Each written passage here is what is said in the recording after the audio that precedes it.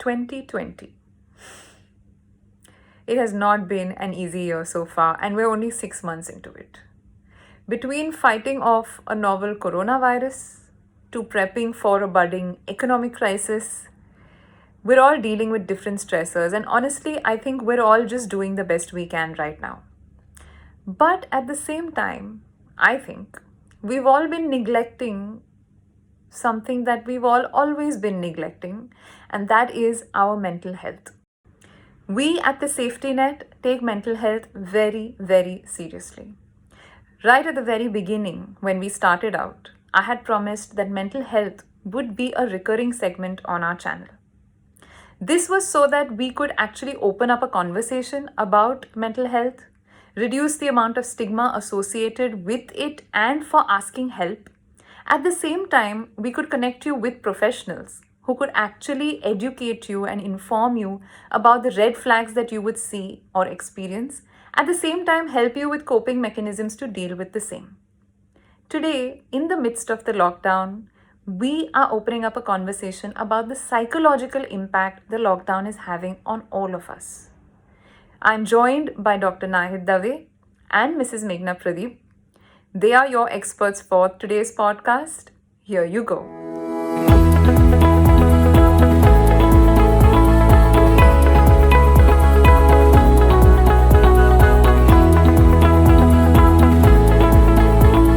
So we have with us Dr. Nahid Dave, who is a consultant psychiatrist and mindfulness coach, and also Mrs. Meghna Pradeep, who is a clinical psychologist and child counselor.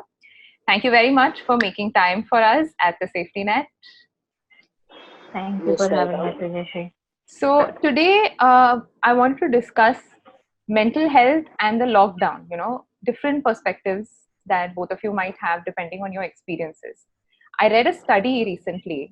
This was a 2017 study. And even then, they said that 198 million people in India were diagnosed with mental health problems, out of which almost 48 million people had depression and around 46 million people had some form of anxiety disorder, which is a huge number. And these were the ones that were already diagnosed earlier. So many people would probably not approach mental health professionals because there is still a lot of stigma associated with it, unfortunately. Now, with the lockdown, it has created a sort of, it has uncovered a lot of problems with all of us. All of us have been coping and dealing with it in different ways. So, from a mental health perspective, I want to have this discussion today because I think it's pretty important that we do. Another reason that I was very invested in having this discussion is because, from my perspective as an intensivist, mental health and physical recovery are always connected. And a lot of us are going to fall sick, a lot of us have fallen sick. And whenever I have patients whenever I have critical patients, their recovery is always dependent on their state of mind. If they want to get better, they are more adherent to their treatment plan, their physiotherapy. Recovery has always been better and faster. So these two things made me want to have this discussion. I think it was very imperative. Now, as far as the lockdown goes, different sets of people have been having different problems. And, I wanted both of you to help them deal with them. So before we start off, of course, Nahid, you have been working through this entire period. Yes. So how have your patients been approaching you? With what kind of problems, with what kind of symptoms? If you could just tell us about that. Yeah, so I think there's a definite rise in the number of patients, definitely. And patients who were having anxiety disorder and were off medicines and were coping fine have again relapsed. There are people who've never had anxiety in their life have had panic attacks, especially if their building is quarantined and they see the ambulance rolling in and out. That really takes a toll on them. Yeah. And otherwise, so basically our brain takes some time to adapt to any change if we know what that change is. The current scenario, the change is so unpredictable and there's so much uncertainty that you don't know what you have to adapt to. So because of all the uncertainty that exists, there is an increase in the number of patients, definitely. True. So, Meghna, anything you want to add to that? Yeah. I think we've all faced uncertainty in our life at different points and different degrees, to different degrees. But this is something none of us ever anticipated. And the uncertainty, that the fact that things that get affected, like jobs, schooling, health of older people, which is so much more at risk now. So these are really big things. These are really big stressors. When they are coupled with financial stressors, when they are coupled with poor businesses, they really add on to what you're experiencing already. So the only other aspect is that this is a collective experience for all of us. Even though our individual experiences are very different, our perceptions are very different of the pandemic and our experiences, we are still all experiencing this together. Right. So, and the pandemic doesn't really distinguish between what class, caste you belong to. So I'm glad you brought that up, actually, because one thing that all of us have been facing, of course, is the uncertainty as far as our jobs or our professions go. We are looking at or heading into a possible economic crisis. We don't know how bad it's going to be. All of us have that. That is a major stressor for all of us. That's something that we haven't thought of. It doesn't matter if you're a CEO of a multinational company or you're, somebody's domestic help. We are all suffering from that. We've all had salary cuts. We're questioning our future today. So how does one deal with these things at a personal level? Because we really don't know and we can't help it. So how can we cope with this? Nahid? Yeah, so I think not just financially, socially, personally, every situation there is an amount of uncertainty that we're having to deal with. So it brings about, everyone is stressed, but then there is a thin line between being stressed and falling into a mental health issue. Yes. So that's why we describe eustress and distress, whether it's motivating you to go ahead or pulling you down. So I have patients who've lost their jobs and are doing fine. There are patients who have a job, but they're anticipating that they might lose it and getting anxious. Yeah. So there is an element of external reality, but coping mechanisms and our perceptions also play a very important role into that. And there is an element of biology. So everything could be right and still you could fall prey to a problem. So there are certain red flags, certain things that we have to keep in mind. So you know that this is beyond my spectrum of coping. So for example, if you're going through unrefreshing sleep, if you get up in the morning not feeling fresh, it doesn't matter what time you sleep, how many hours you sleep. But if you get up in the morning not feeling fresh, if you feel more irritable, less interest in things that you were earlier interested in, if there is a constant low mood and a constant feeling of the worst possible scenario. So any little thing happens, you hear something in the news and you imagine the worst possible scenario every time for more than 15 days, and you can't distract yourself with a book or a video or your friends, there is a possibility that you should seek professional help. Okay. So these are probably symptoms of you entering into the severe range. Or if you have escaping thoughts, like I wish I could run away somewhere, or I don't want to exist, or I want to go to someone who is, someone who's already deceased. This is not worth living. And the thought of dying doesn't scare you anymore. That's a definite red flag. Yeah. Right. Meghna? That's right. I think she's covered, what she said is absolutely right.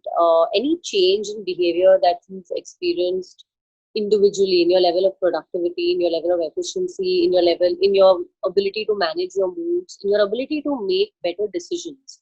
You know the kind of decisions you've made before, and you know the difference in your decisions today. So if you've seen that this has become a pattern, this has become something that has stayed with you, bad decision making, anxiety, unmanageable emotions, has stayed with you ever since the lockdown, ever since the beginning of the pandemic, then you might want to seek professional help. And you also want to seek professional help because you wouldn't want to fall into a pattern that is very difficult to get out of. Right. Because the more you get into it, the more it ties you down, and the more difficult it is to then, snap out. Right.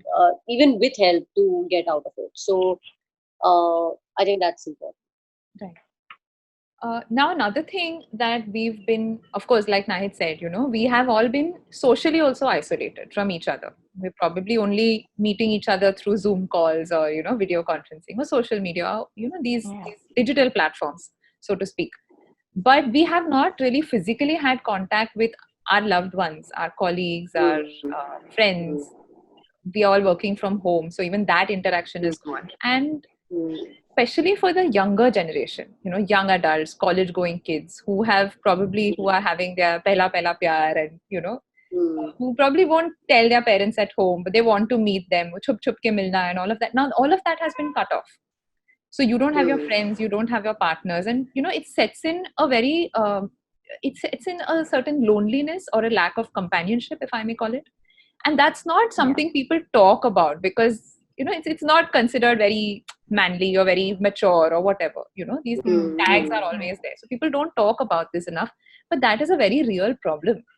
So for the younger generation, how should they be dealing with their emotions, or how should they be dealing with this, because this also is a major stressor. Mm. Yeah, so companionship is a very basic need. So you can live with many other things, but companionship one does require. And although we have digital platforms, the sensation of touch, non-verbal cues, all of that come together when we're talking about companionship.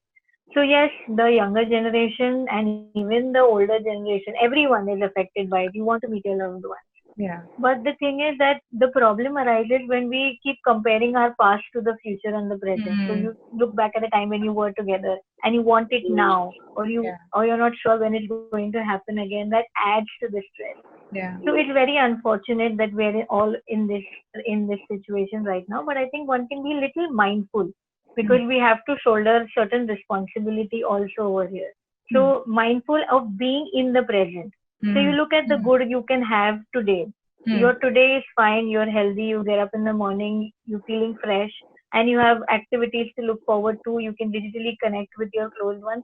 If we focus on one day at a time, I think it will be easier for us to go ahead with, because there is news of everything around the corner, from a vaccine coming in 10 days to a year to there is no end to it. Yeah. So mindfully being in the present and accepting that I'm going to feel the need for companionship, but there's really nothing I can do about it. Right.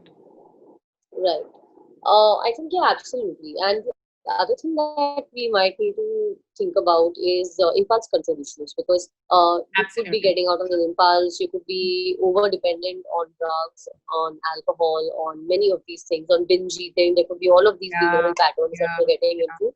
And many of them are very emotionally connected. They're very strongly connected to your emotions, your moods, your thoughts. So this is something that we again need to be aware of.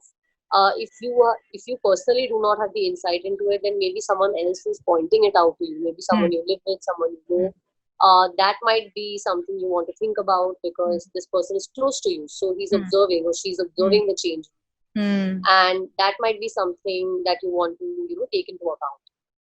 That's one thing. The other thing is, a lot of times young couples, for them, having a partner is also their source of emotional outlet. It's not just about the physical aspect, it's their ability to talk to these people who belong to the same age group, who they have a connection with, about their problems and how people at home don't understand them. And even to talk to them digitally, you require privacy, you require to have that sense of space, which is very difficult in a family, especially in the city like Mumbai with small houses. So even to connect digitally can have barriers, and that could also be bothering them. So ultimately, there are only two things that you can do. Count what's working in your favor. You're in good health, you're getting up, you're doing your regular thing, you're going to work, you're managing work from home, you're managing things at home. So you are actually well, and that's the most important thing in this pandemic.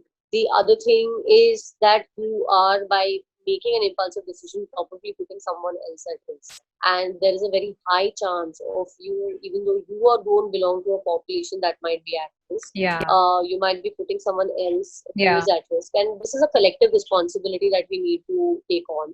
So it's something we need to be mindful about.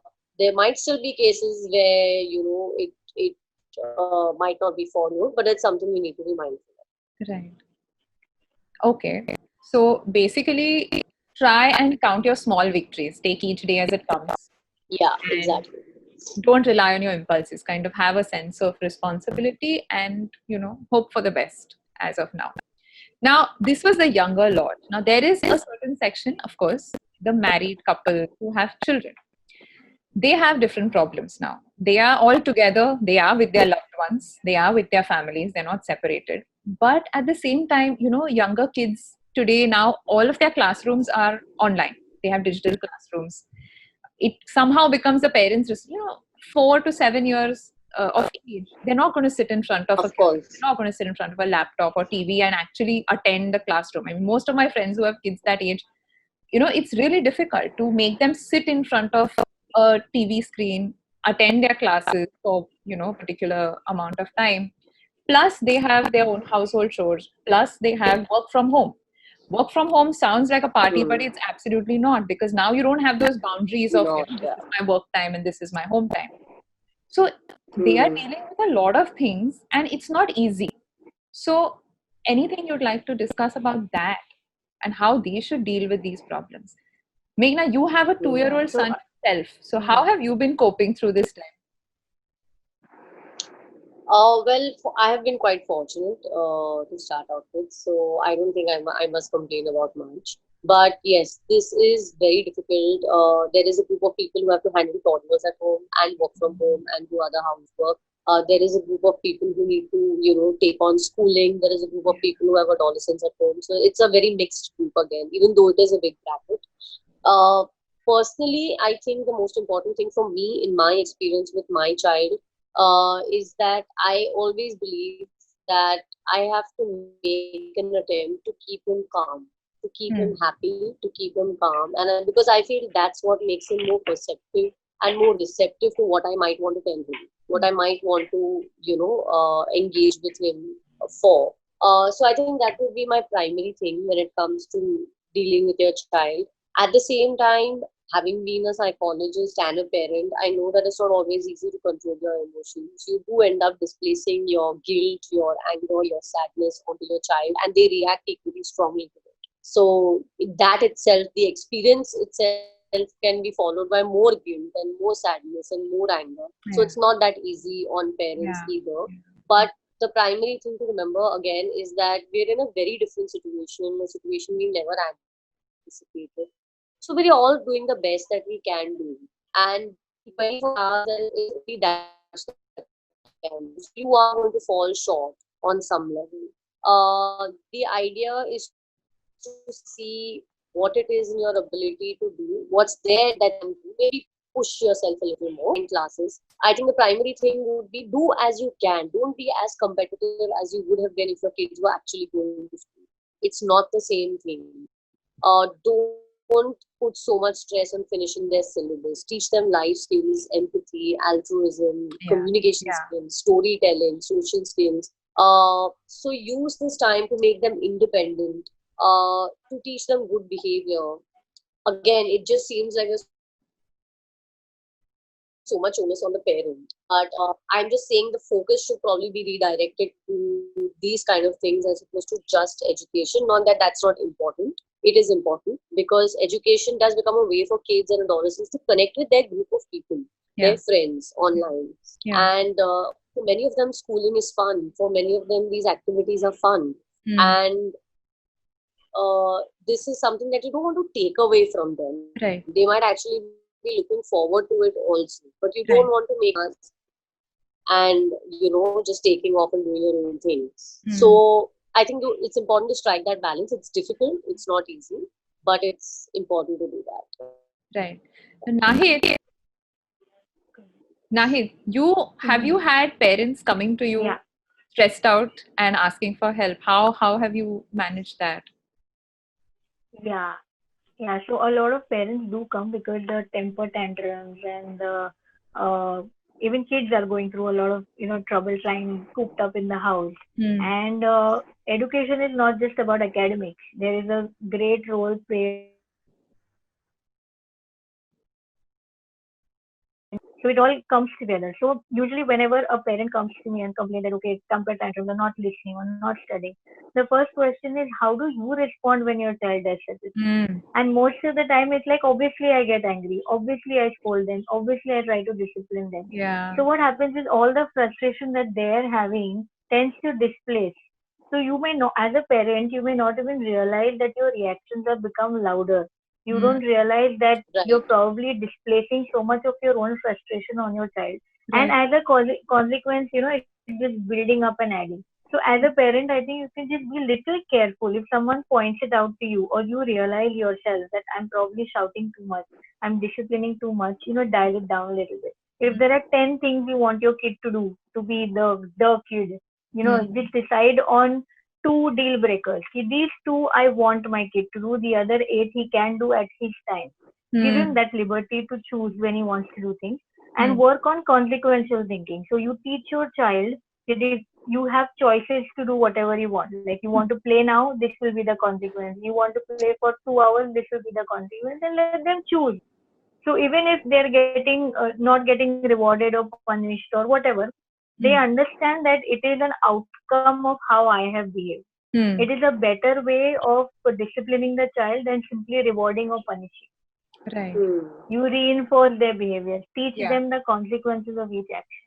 Right. So that kind of works. Just to add to that, I think it's also important. I think a lot of what we are saying is about modeling your own behavior also. They see how you interact with other adults in the house, they see how you interact with colleagues, and it suddenly becomes like you're nice to everybody around you, but you're not nice to me. So,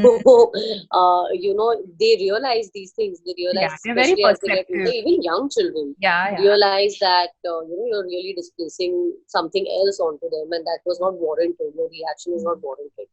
So it's also important to acknowledge that your reaction was not warranted. Say sorry, be gentle with your child because it's not personal. And yeah, but a lot of times we don't really have that insight to understand whether we are going overboard, and children are easy targets. So I think it's important to even take into account if someone else is pointing that out to you at home, that Right. what you did just now was a little overboard. Right. Another topic that I want to discuss, and that has come up a lot, unfortunately, during this lockdown and pandemic, is domestic violence. Now, it's quite sad, but the amount of cases that have been reported has been alarming. This is a problem that obviously was there, but now that we are all cooped up, people who weren't affected by this earlier also have been affected. Like you said, it's misplaced anger, which is probably, and easy targets. So, how do people deal? How does it come to this point? And then how do we go forward? How do we deal with it? How do we help people? Yeah. So I think there is a definite rise in the number of cases of domestic violence that have come up. And if we have to look at it from the victim and the accuser, both point of view, we have to understand this. So if a patient comes to me saying that, they're a victim of abuse, I have to give them options, whether they need psychological help or they want to do something about it, make a complaint legally or police or whatever.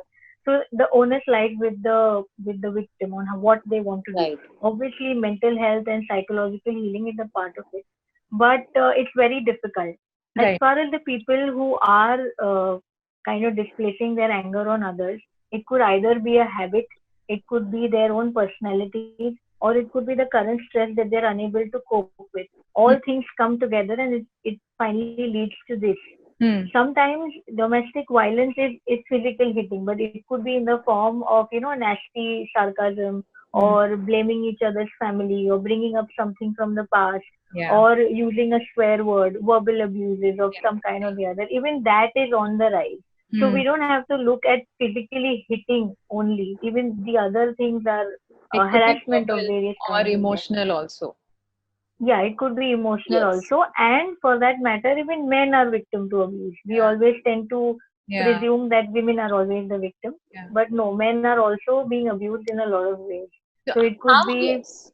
We don't talk about this enough also, that domestic violence, we always think of it, whenever we hear the term domestic violence, we think of physical violence and we think of a woman. But in what way do men present as far as domestic violence cases goes? So men, physical violence is not seen that commonly. It's more got to do with, the wife restricting the finances, no decisions in the house, restricting his movement, or bad mouthing his family, or bringing up things that happened 10, 15 years back and repeating it over and over again. Some form of verbal, emotional, abuse. That kind of thing usually happens. Also, another thing. Yeah, Meghna, you want to add something? No, so I mean, of course, she's covered most of it, but essentially, I think in the whole pattern of domestic violence is very complex. It has a lot of psychological and social constructs associated with it. Uh, a lot of it has to do with, I think the red flags would be to see whether in the process, I mean, in the relationship or the dynamic, is someone making you feel unworthy? Is someone making you feel like you and you alone are to be blamed for what is done? Right. Is someone making you feel like if you don't change your behavior, then this consequence is going to follow?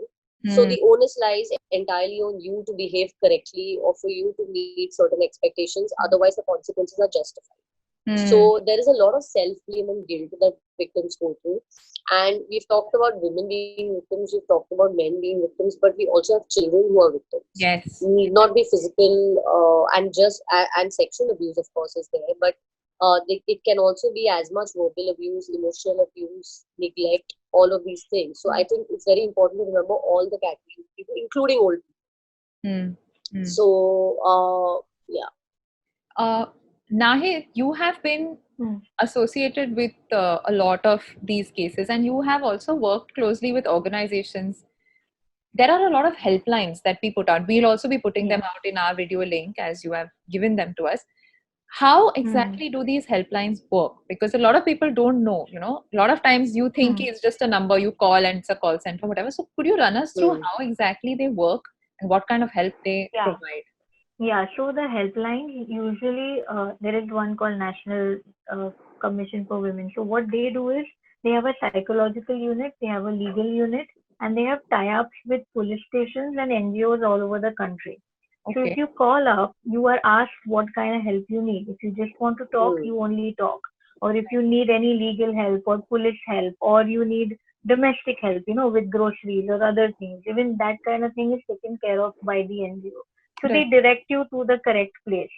Right. That is one thing. Secondly, whenever you are having a crisis situation, you can't always run to a psychiatrist or a therapist because that works on appointment basis. Yeah. So a helpline really serves the purpose like I'm going through a crisis right now and I want to talk to somebody, or I just wish to vent, or I'm not sure if I'm ready to talk to a therapist, or I just want to check. You can always call a Right. helpline. Right. Right. Right. I think that's And it's also important to remember that one of the reasons, again, this might be really difficult for some victims, is because of the issue of confidentiality, privacy in the house.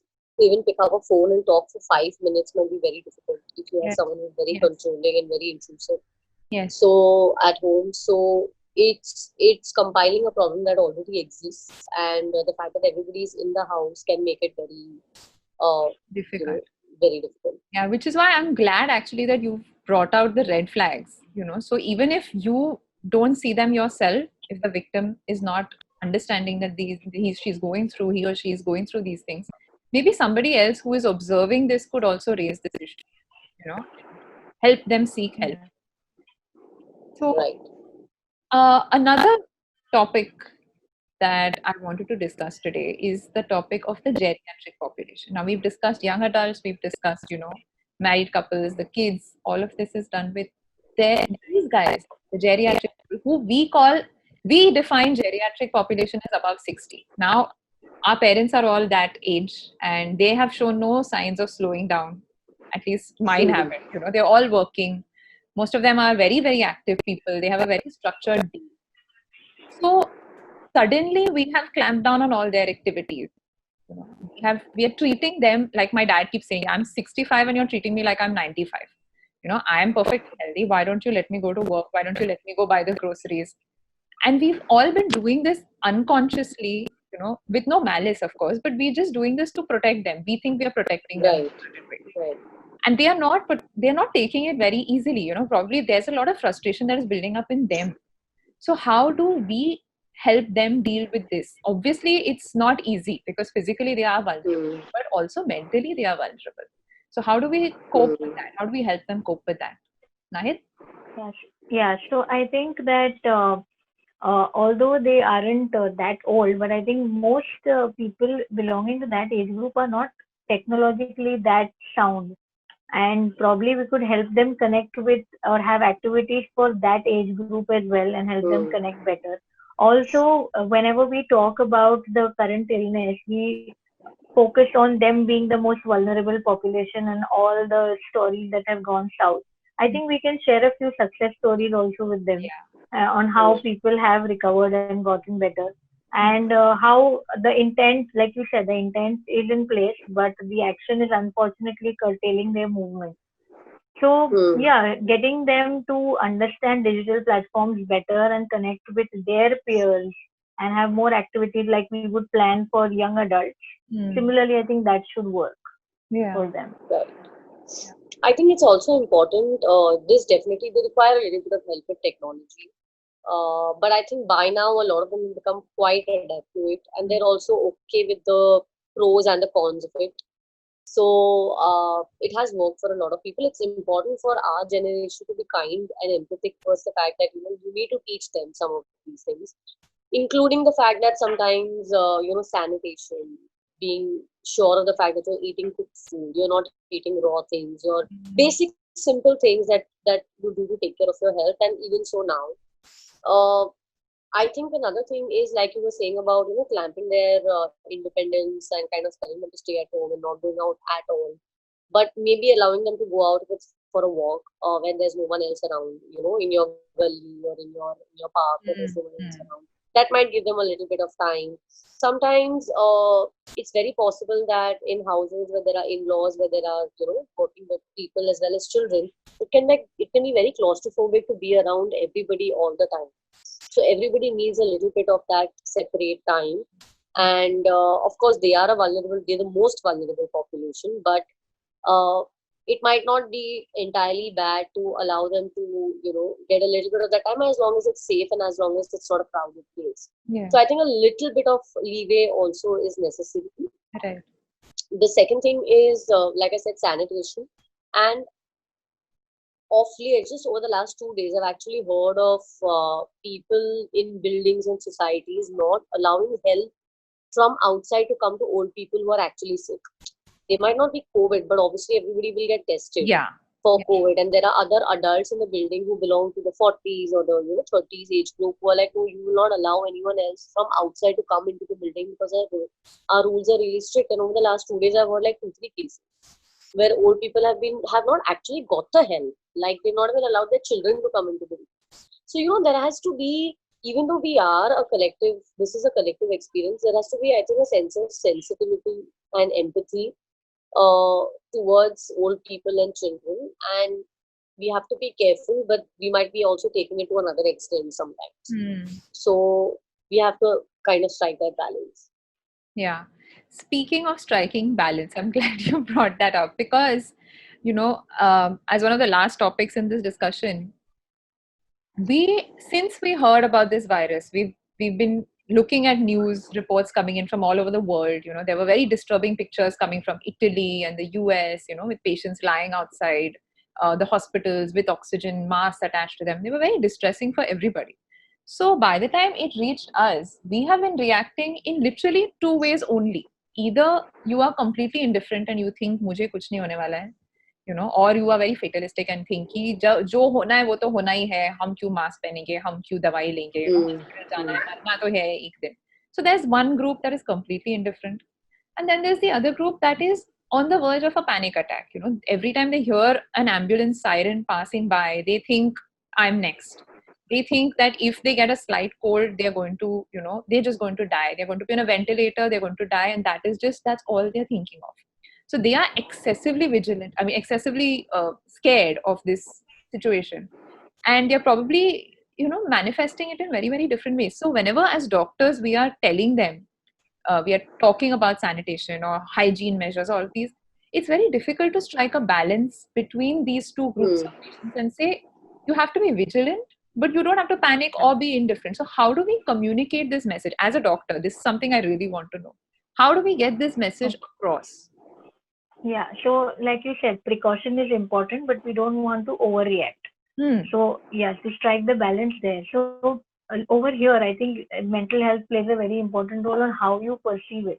You have to take all the precautions, but just be careful about certain things. Like if you feel that every time you hear even anyone in your house cough, and that makes your mind go from a hospital to a ventilator to death. If Yeah. you're thinking to that extreme, you're probably already reacting too much in the house by cleaning excessively. So there are people who wash their hand every hour for no reason. Yeah. They've not gone Hmm. out, nothing has come in, but they're washing their hands every hour, Yeah. or making everybody wash. So there is a very fine line there, and I can help you identify only if you're overreacting. So if you feel that corona or this pandemic is all that you ever think about throughout the day, if all the news you're watching is only that, if you spend too much time on social media because the social media has only that to offer, and the current suicide. So if that's the case, if this is happening over and over again, and if you feel that once you have a negative thought in your head, you just can't get it out, you can't distract yourself, these are probably red flags. So this might reflect in your behavior as well. So you might do all these things which fall into the range of overreaction. So just be a little mindful about what you're thinking throughout the day, and whom you're talking to, and where you're investing your time, in what things. Right. So I've asked my Absolutely. patients, you use 10 minutes of your day to update yourself with the news. Your WhatsApp is not giving you any news, Yeah. nor is the TV. So Yeah. 10 minutes is enough to know what's happening in the world. The rest of the time you'll do everything but the pandemic. Yeah. I Yeah. think another source of panic for a lot of people is the fact that even though we are careful, someone who we are living with is not careful. Yeah. So, that could be the source of the infection for me. So, a lot of these concerns are very valid. But if it is something that is interfering with your daily life, if it's interfering with your ability to go to sleep, if it's interfering with your ability to manage your emotions, then there's something that you need to, think about. And so when it comes to old people, I think it's important to be vigilant. Yeah. And be careful. Yeah.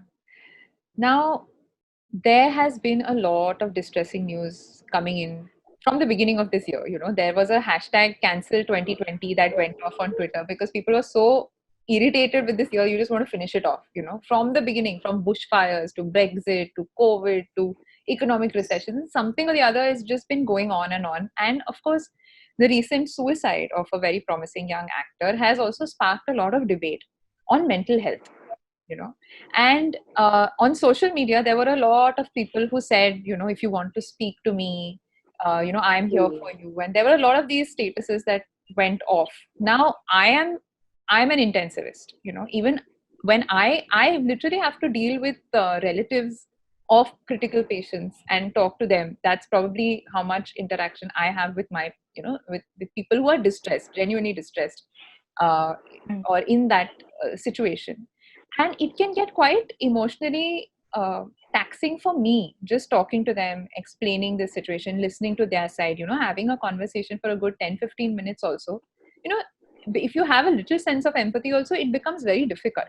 So I would be very careful about putting out a status or putting out a message saying that if you are feeling emotionally vulnerable, talk to me. Yes, Because absolutely. I don't know how I would deal with it. So now I want to ask both of you, since you are actually mental health professionals and you deal with people who are vulnerable, who are having problems genuinely.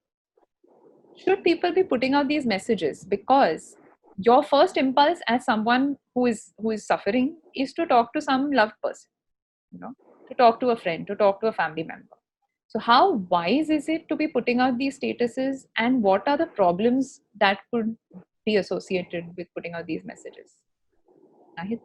Okay, so I wouldn't address the people who are putting out the messages. I would address the people who are going through a crisis. Mm-hmm. So if you're Right. going through a crisis, it's very important that you find a credible source, someone who can guide you to understand whether you need to talk to a friend, whether you need to talk to a helpline, a psychologist, or you need medical management, because this requires an amount of expertise, an amount of education that goes behind it, an amount of talking to people to understand, because you could be saying something and mean something else, and you could be saying something implying something else, and that is the whole process of practicing mental health, where Yeah. you understand, you get an inkling, there's this adaptive subconscious where you understand people beyond what they're telling you, Yeah. and understanding where you want to place them.